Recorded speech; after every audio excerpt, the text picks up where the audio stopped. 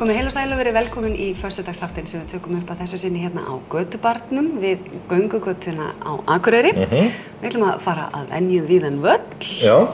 Við ætlum að tala til dæmis færeyska hljómsveit sem að koma hingað og spila á Græna hattinum og vera með Uriah Heep tribute hvorki meira en minna. Við ætlum að fá hana Jonnu listakonu til okkar en hún með innsetningu, listsýningu þar sem hún eiginlega að tala svolítið neyslu samfélagið, neyslu fyllir í því sem í samfélaginu, ef ég skildi þetta rétt. Já, svo þetta talaði ADHD. Já, við ætlum að tala nýstofnað sálfræðifélag hér á Akureyri og nýja greiningatækni og SOS Barnaþorp. Svo ætlum við að fara að gefa svona bækur. Já, þessi er svolítið skemmtileg. Já, föstudagsþátturinn eða föstudagsklúbburinn sem er á Facebook, allar að fara að stað með smá leik og það er hægt að fara á Facebook, kynna mann leik bara hérna nánar á eftir. En það er hægt að vinna sér inn svona bók sem að tekur þátt í Facebook-leiknum, skemmtileg bók. En þetta er sem sagt bók í rauninni unglingsstúlku sem að glíma við krabbamein og svona pínu rómantist samband hennar við ungan dreng, ungan einfættan dreng meira að segja. Og eitt af því sem kemur fram í bókinni er sem sagt að það er svona félagsskapur sem að bjóða upp á að uppfylla óskir krabbameinssjúkra ungmenna og þess vegna ætlum við eiginlega að hafa þema svolítið þannig að þið farið á Facebook-síðuna hjá okkur, skrifið hvað þið myndið gera við eina ósk. Svo vitið mér lagið ef þú ættir eina ósk, veistu hvers þú myndir óska þér. Nákvæmlega. En við ætlum að byrja á gefum fullt svona bækur. Smá sjálfhverfu en 4. Já, velkomin Halli. Komin við Halla sem ætlar að tala þáttu sín mat og menningu og svona ástæði fyrir að við erum að fá þig hingað í setti er að þessi þáttur er búin að vekja svo mikla athygli.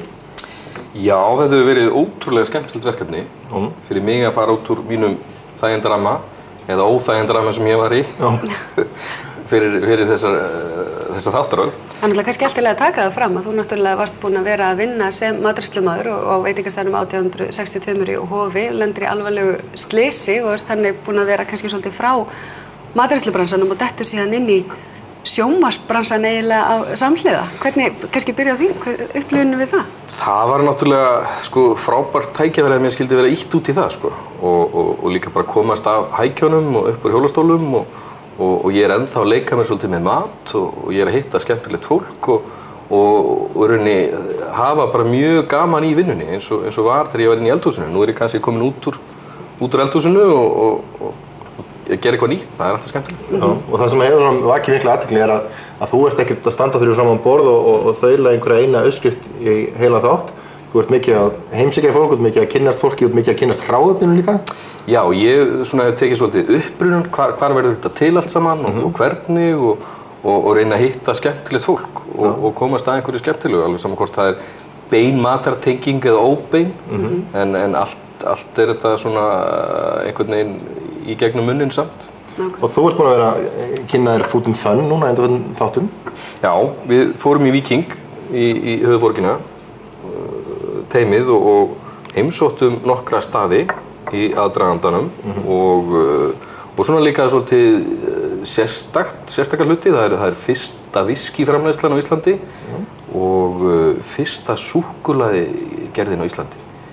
Þá kaupa þeir baunirnar og gera íslenskt súkkulaði alveg frá grunni. Og þá eftir að sýna þennan þátt? Það er á mánudaginn og við ætlum að hitta hann Gunnakalla á dillinu og borða þetta íslenska súkkulaði í desertformi snillingsins. Þú náttúrulega þekkir Food and Fun að einhverju leyti, en svo ferðu hérna suður og kynnist kokkunum og þeim sem eru að standa í Food and Fun núna.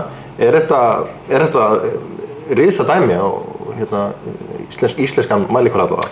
Já, þetta er svolítið bransa, þetta er svolítið sjálfhverft fyrir kokkana. Þeir eru að fá frábæra matreiðslumenn alls staðar að heiminum með sína nýjustu strauma inn í íslenska eldhúsið og að nota íslenska hráefni.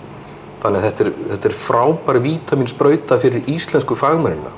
Og þetta er kannski bara einn hlut af þeim sem að gera það verkum að íslensk matreiðsla heldur áfram að þróast? Já, hún verður að mínum mati betri fyrir vikið og þetta lyftir, það er mikið gaman.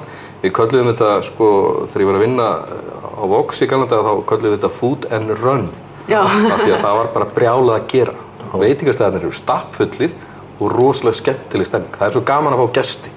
Við förum öll í gestgjafahlutverkið og kokkarnir gera það. Þeir eru með þennan snilling frá útlöndum og þeir fara og sýna sitt besta og hann er að sýna sitt besta og það getur ekki orðið neitt úr því nema eitthvað frábært. Já, ákvæmlega. En allir þessir erlendu kokkar sem eru að koma, maður heyrta ofta að Íslendingar eru staddir mjög framalega í matagerð og svo sem þegar maður að farast heimi þá ekkert auðvelt að lenda á stað sem góður nema sé sko mjög dýr.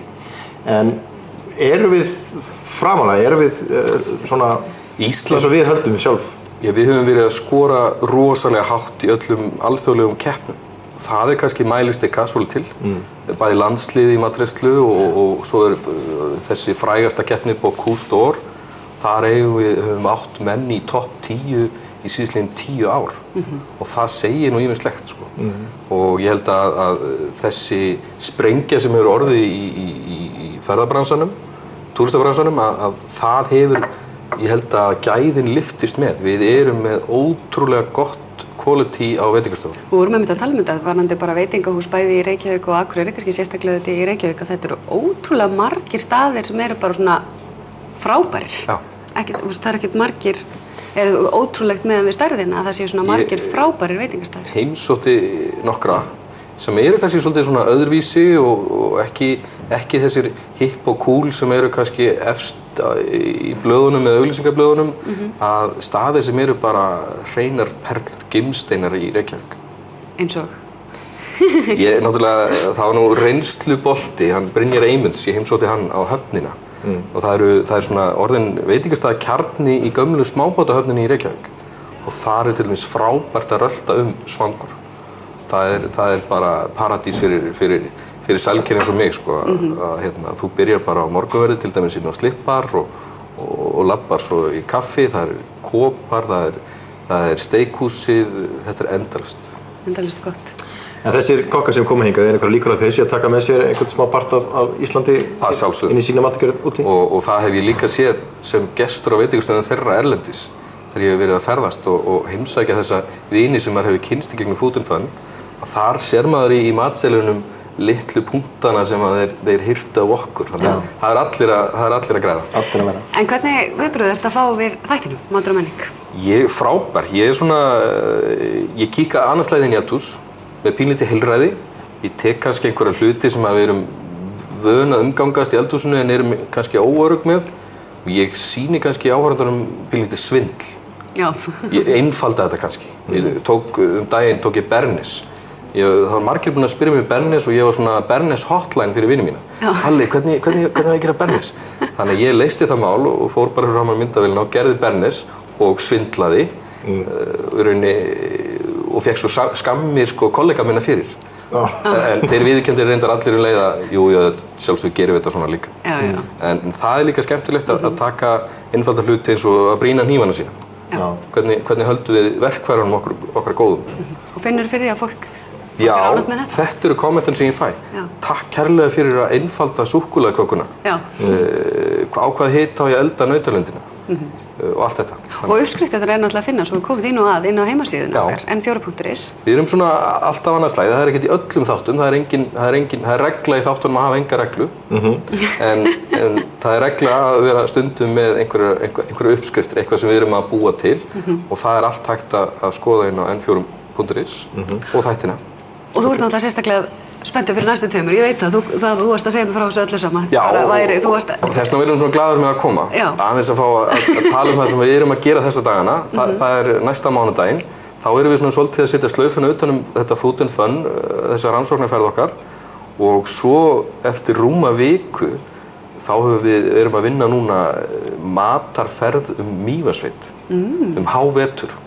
Og þar ég er rosalega spenntur. Það var svo gaman. Ég veit að þið voruð á Mývatni sjálfu held í mínus 20, ekki það ekki? Plús, það voru 20 og eitthvað gráður í mínus og þar sló ég í kjötsúpu. Já. Handónum Gylfa á skútustöðum sem var að leggja net undir ís, að bora undir þykkan ís og ég labbaði og arkaði Mývatnssveit á snjóþrúgum og hendi í rúgbrauð og það var ekki gaman að segja það. Og var dauð uppgefin eftir daginn í alvöru. Já, við vitum það að þú þarf yfirleitt að liggja helst bara í 2 daga fyrir þessar upptökur. Nei, ég er að styrkast. En að sjálfsögðu var ekki hægt að fara í Mývatnssveit án þess að koma við í jarðböðunum. En ég er rosalega spenntur fyrir þeim þætti. Já, það annar mánudagur hérna. Já.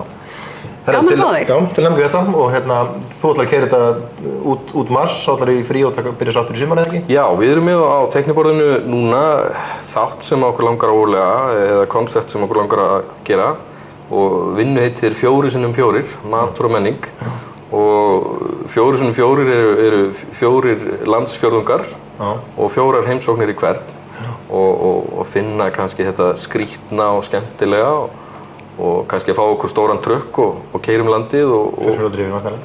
Já, væntanlega. Og éta og borða. Dásamlegt. Gaman að fá þig.